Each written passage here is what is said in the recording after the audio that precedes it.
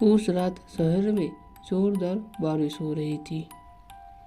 मेरी night shift होने के कारण मुझे घर लौटने में देर हो गई थी। मैं बस स्टॉप पर जाने के लिए चला जा रहा था। पूरा रास्ता एकदम ही सुनसान था और रास्ते पे केवल बारिश ही बारिश थी।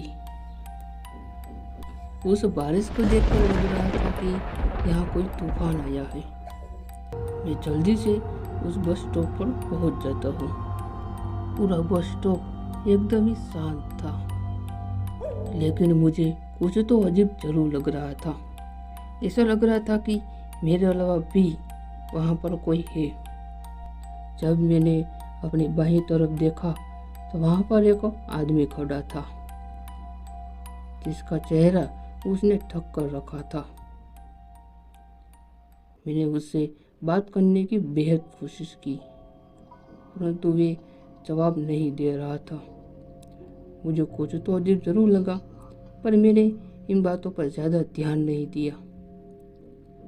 कुछ देर के बाद हमारी बस वहाँ पर आ जाती है, परंतु मैं जब उस आदमी की तरफ देखता हूँ तो वहाँ पर तो कोई भी नहीं था। मुझे लगा कि वह आदमी वहाँ से जा चुका है। कि वहाँ पर बारिश तेज हो रही थी, तो मैं जल्दी से बस पर चढ़ जाता हूँ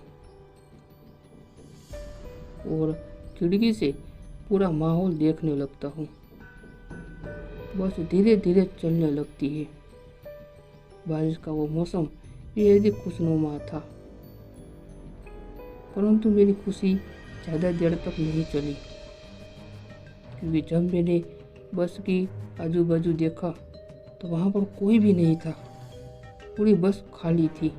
परंतु मुझे यह देखकर ज़्यादा हैरानी नहीं हुई, क्योंकि रात के इस समय बसें अक्सर खाली होती है।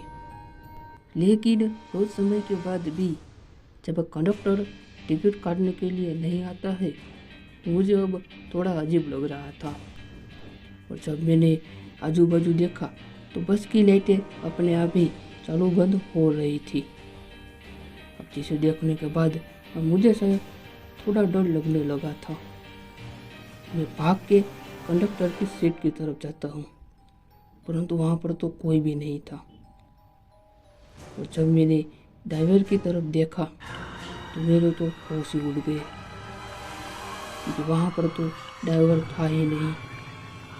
बस अपने आप ही सड़कों पर चले जा रही थी। और अचानक ही बस में लोगों की चिल्लाने और रोने की आवाज़ें शुरू हो गई। यह सब कुछ देखने के बाद मेरा दिल मेरे मुंह को आ जाता है। मैं चिल्लाना चाहता था, पर मेरी आवाज़ उस बस में ही कैद हो गई थी। फिर उसके बाद क्या हुआ, उसके बारे में मुझे कुछ भी नहीं पता। जब मेरी आँख खुली तो मैं एक अस्पताल में पड़ा हुआ था। कुछ लोग मुझे वहाँ लाए थे। उनके अनुसार मैं बस स्टॉप पर ही बेहोश पाया गया था।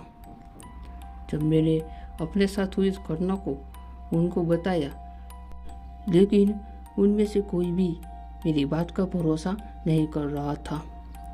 उन्हें लग रहा था कि मुझे भ्रम हुआ है। लेकिन दोस्तों, यह एक सच्ची घटना है। मैं आज भी रात को ठीक से सो नहीं पाता हूँ। मेरे सपने में आज भी वह बस आती है और मैं आज भी उसी बस के अंदर खड़ा हुआ हूँ।